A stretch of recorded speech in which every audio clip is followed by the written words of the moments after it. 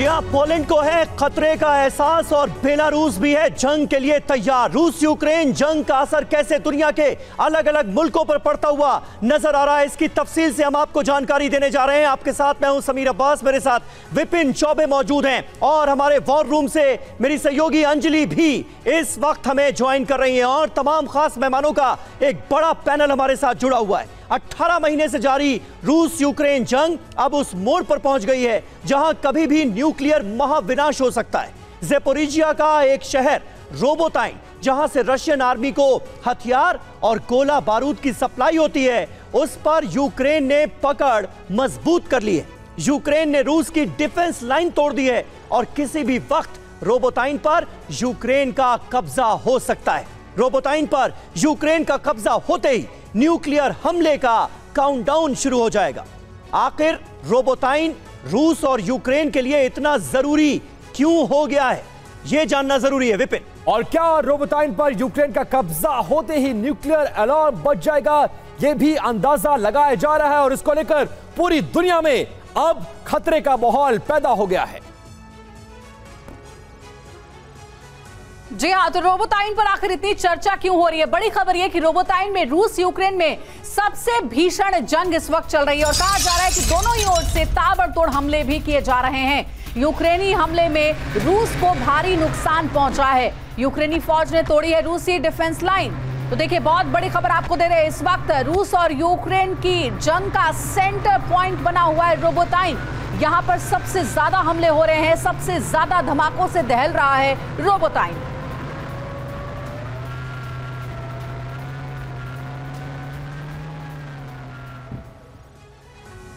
तो देखिए, रोबोटाइन बहुत अहम है। रोबोटाइन जंग का नया मोर्चा बनता हुआ नजर आ रहा है। रोबोटाइन में इस वक्त यूक्रेन का पलड़ा भारी नजर आ रहा है। रूस के सैन्य मोर्चे पर ताबड़तोड़ हमले कर रहा है यूक्रेन।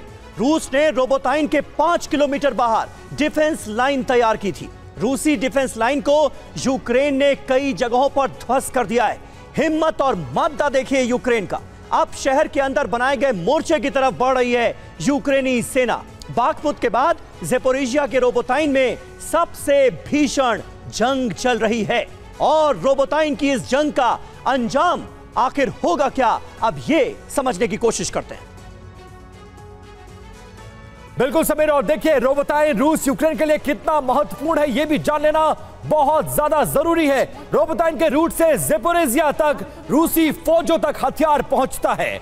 रोबोटाइन पर यूक्रेनी कब्जा हुआ तो रशियन आर्मी को हथियार नहीं मिल पाएगा और इसका फायदा यूक्रेन उठा सकता है। रोबोटाइन पर कब्जे का मतलब है न्यूक्लियर प्लांट पर यूक्रेन का पूरी तरह से कब्जा हो जाएगा। प्लांट पर यूक्रेन का कब्जा तो पूरा ज़ेपोरिजिया रूस के हाथ से निकल जाएगा, जिसको बहुत मुश्किल से यूक्रेन के हाथ से छीना था। और इस वक्त हमारे साथ तमाम खास मेहमान मौजूद हैं। मेजर जनरल संजय सॉय साहब हमारे साथ मौजूद हैं, ब्रिगेडियर संदीप थापर हमारे साथ जुड़े हुए हैं, एयर मार्शल राजेश कुमार हमारे साथ मौजूद हैं और एयर कमोडोर एसपी सिंह साहब भी हमारे साथ मौजूद हैं। सॉय साहब, किस तरह से आप देखेंगे, आंकेंगे रोबोटाइन की सिचुएशन को? जंग का ये एक नया मोर्चा बनता हुआ नजर आ रहा है। नहीं, बिल्कुल, जो यूक्रेन को काफ़ी जरूरत थी किसी सफलता की, और रोबोटाइन में जो सफलता है ये वाकई में एक काफ़ी बड़ी सफलता मानी जाएगी। हालांकि मैं ये कहूँगा कि उन्होंने 5 किलोमीटर की डिफेंस लाइन तोड़ी है, लेकिन जो सिटी के अंदर की लड़ाई अभी होनी बाकी है, जिसमें कि शहर के अंदर जो लड़ाई होती है वो काफ़ी समय ले सकती है। परंतु ये एक मेजर सप्लाई लाइन थी। ये इससे क्रीमिया के लिए भी चोक पॉइंट हो जाता है, ज़ेपोरिजिया के लिए भी चोक पॉइंट हो जाता है, जिससे कि रशिया के जो वहाँ के ट्रुप्स हैं उनको धीरे धीरे जो हथियारों की, राशन की और ऑयल की सप्लाई में दिक्कत होगी, जो उनकी लड़ाई की क्षमता पर काफ़ी असर डालेगा। समीर जी ठीक है सर। देखिए, इस बीच एक और बड़ी खबर आ रही है। डोनेट्स्क में यूक्रेन के 2 हेलीकॉप्टर्स के बारे में जानकारी मिल रही है कि डोनेट्स्क में यूक्रेन के 2 हेलीकॉप्टर क्रैश हो गए हैं। यूक्रेन के 6 पायलट भी मारे गए हैं और डोनेट्स्क के क्रामाटोर्स्क में हेलीकॉप्टर क्रैश हुआ है। तो देखिए, बहुत बड़ी खबर आपको दे रहे हैं। यूक्रेन के 6 पायलट मारे गए हैं और ये देखिए, ड्रोन से ली गई तस्वीरें भी आपको दिखा रहे हैं कि किस तरीके से ये धमाका हुआ है। क्रामाटोर्स्क में क्रैश हो गया है हेलीकॉप्टर, जिसमें यूक्रेन के कई पायलट्स मारे गए हैं।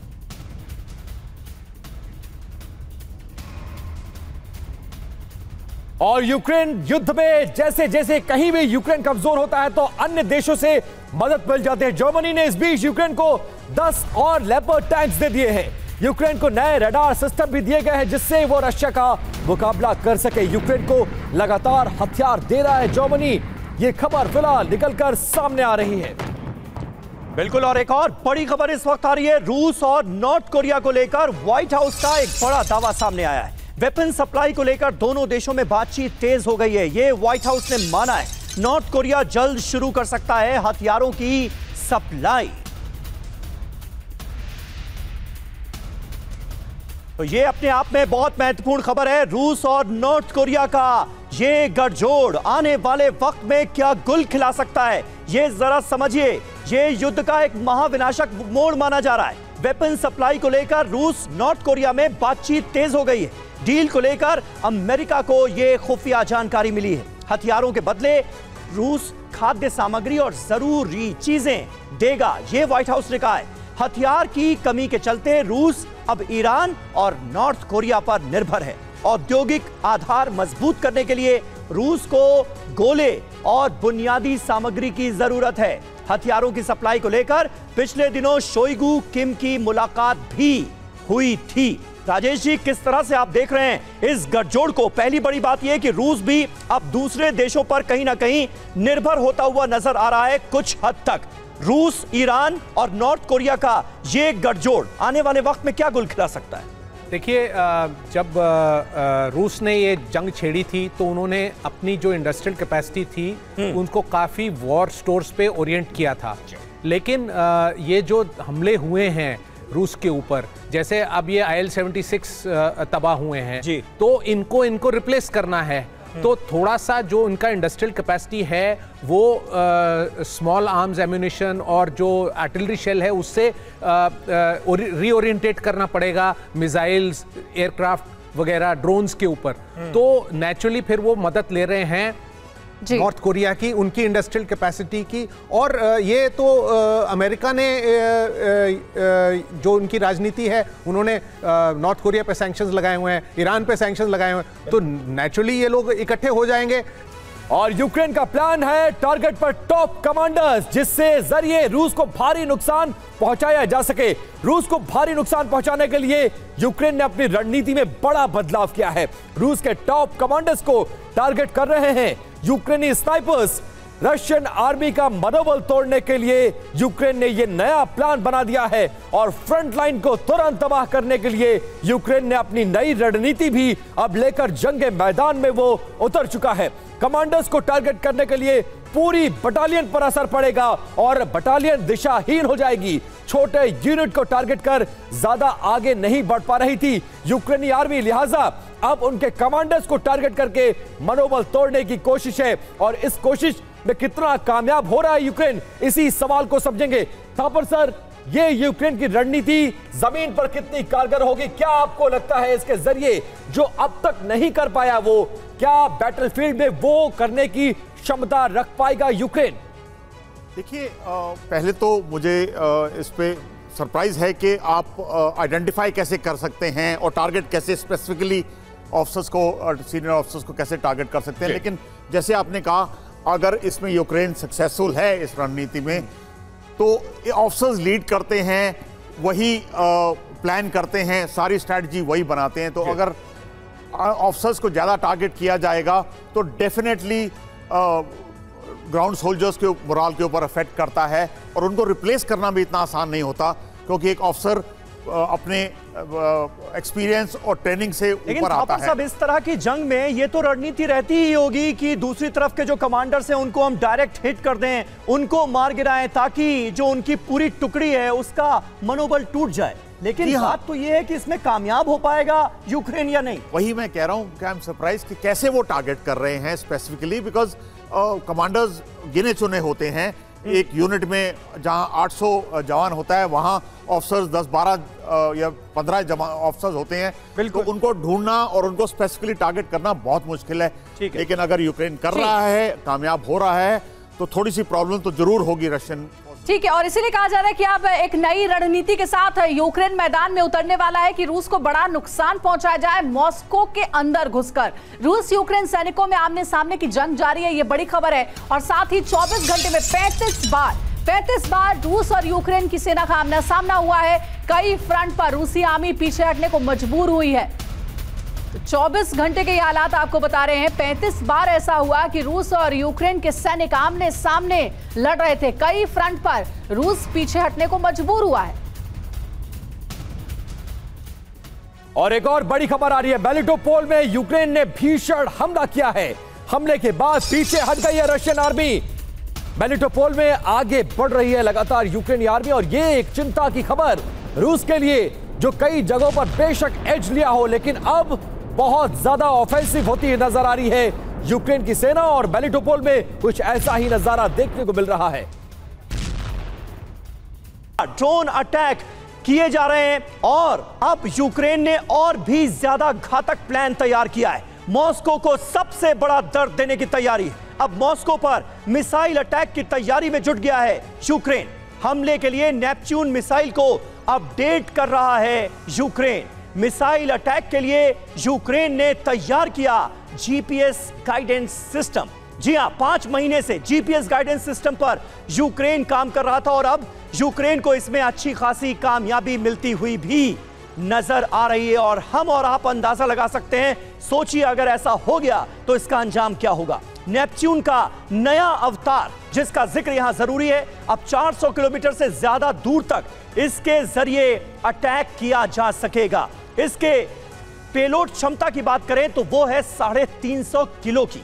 जी हां, जीपीएस गाइडेंस सिस्टम से यह पूरी तरह से लैस है और टारगेट मिस हुआ तो हमला नहीं करता है। ये नेपच्यून मिसाइल की अपने आप में बहुत बड़ी खासियत है। और अब इस मिसाइल से तगड़े हमले का डर रूस को सता रहा होगा इस खबर के सामने आने के बाद।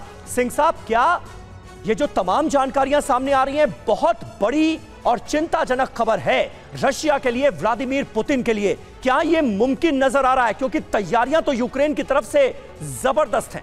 बिल्कुल, ये जो आप बता रहे हैं रवि, ये तैयारियां जो हैं ये रशिया के लिए सच में गंभीर समस्या खड़ी कर सकते हैं। बिकॉज अब इनका टारगेट जो है, जैसे रशिया हमेशा कीव पर हमला करता है, तो ये भी सेंटर ऑफ ग्रेविटी मॉस्को पर हमला करने की तैयारी है।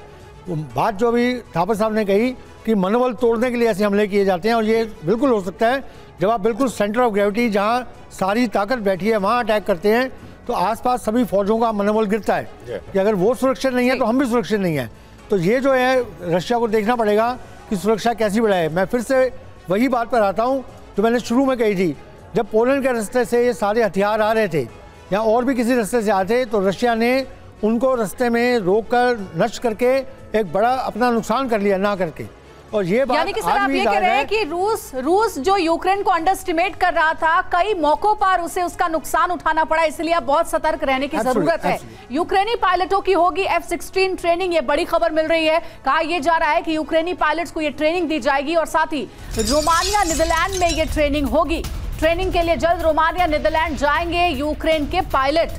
तो देखिए इस तरीके की ट्रेनिंग लगातार मिल रही है। अमेरिका ने भी इससे पहले यूक्रेन के सैनिकों को ट्रेनिंग दी थी। अब एक नई जानकारी है कि रोमानिया और नीदरलैंड में यूक्रेन के कई पायलट्स को ट्रेनिंग दी जाएगी।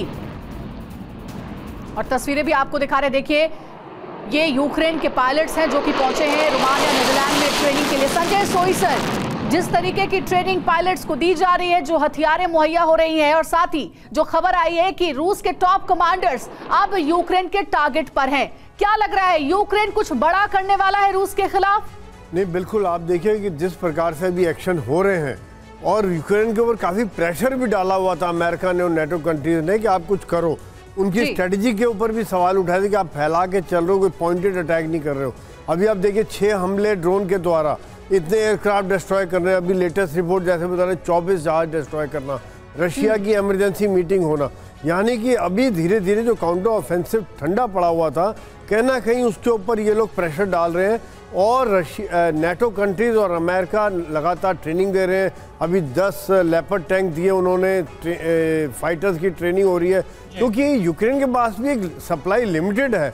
कितनी कैजुअलिटीज होगी, उनके पास कितने पायलट बचे होंगे और कितने टैंक ड्राइवर, टैंक गनर्स बचे होंगे। यही कारण है कि इनकी लगातार जो नए लोग हैं उनकी ट्रेनिंग की जा रही है, ताकि उनकी जो सेना को नए नए लोग मिलते रहें, ताकि जो कैजुअलिटीज़ की भरपाई होती रहे। और पोलैंड की क्या कुछ बड़ी तैयारियां हैं वो आपको बता दें। 5 बड़ी वजह हैं जिसकी वजह से पोलैंड अपनी तैयारियों को दुरुस्त कर रहा है। रूस से जंग का खतरा पोलैंड पे बढ़ता हुआ नजर आ रहा है। युद्ध में रूस के खिलाफ सबसे ज्यादा मुखर अगर कोई रहा है तो वो यूक्रेन के बाद पोलैंड ही रहा है।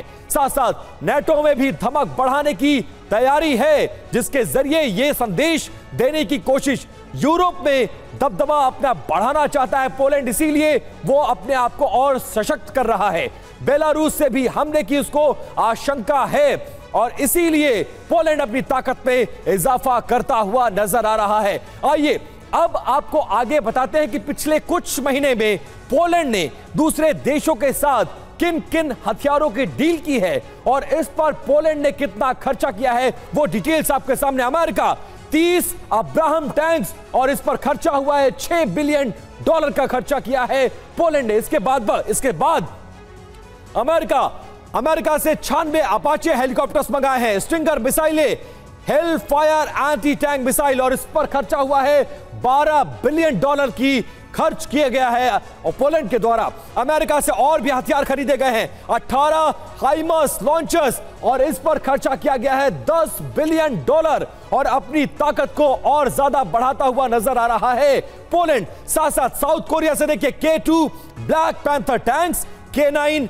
सेल्फ प्रोपेल्ड हॉवित्जर तोप और इस पर $14 बिलियन खर्चा किया है पोलैंड ने। मतलब मकसद दोनों साफ है कि अगर दायरा बढ़ा तो हम इसकी जद में आएंगे और अगर रूस से निपटना है तो तैयारियों को पुख्ता रखो। एसपी सिंह सर, कैसे आप इन तैयारियों को देखते हैं और आप ये समझिए कि क्या आपको लग रहा है जिस तरह से अंदर खाने नेटो देश अमेरिका के साथ साथ मदद कर रहे हैं, क्या इस युद्ध का दायरा बढ़ेगा और बढ़ा तो पहला निशाना यूक्रेन के बाद क्या पोलैंड ही वो देश है जो होकर रहेगा? पहली बात तो आपके बिल्कुल ठीक है, जो एनालिसिस आपका बताता है ये आई थिंक पोलैंड समझदारी से काम ले रहा है। उसको पता है कि अगर दायरा बढ़ा तो सबसे पहला नुकसान उन्हीं का होगा, तो वो अपनी डिफेंसेस को तैयार कर रहा है। वो नहीं चाहता कि उनकी हालत भी यूक्रेन जैसी हो जाए, तो ये एक उनका अच्छा कदम है जो अपनी रक्षा के लिए कर रहे हैं। लेकिन साथ ही साथ उनको ये समझना चाहिए कि जिस तरह से वो खुलेआम यूक्रेन की मदद कर रहे हैं, एक रास्ता बनाया उन्होंने हथियार आने का, तो रशिया कहीं ना कहीं उनसे भी नाराज़ होगा और ये उसको खमियाजा भुगतना पड़ेगा।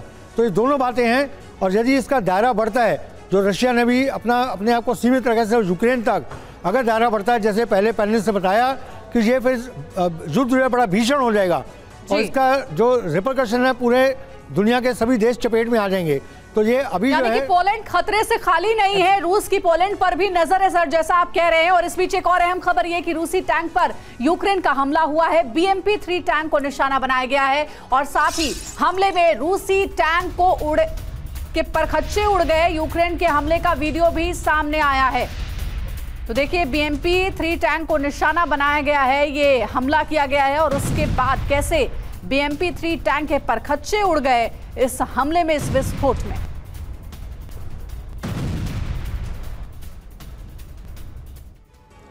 और एक और बड़ी खबर आ रही है, बैटल ग्राउंड में बक M3 मिसाइल का एक्शन देखने को मिला है। एंटी एयरक्राफ्ट मिसाइल सिस्टम है बक M3।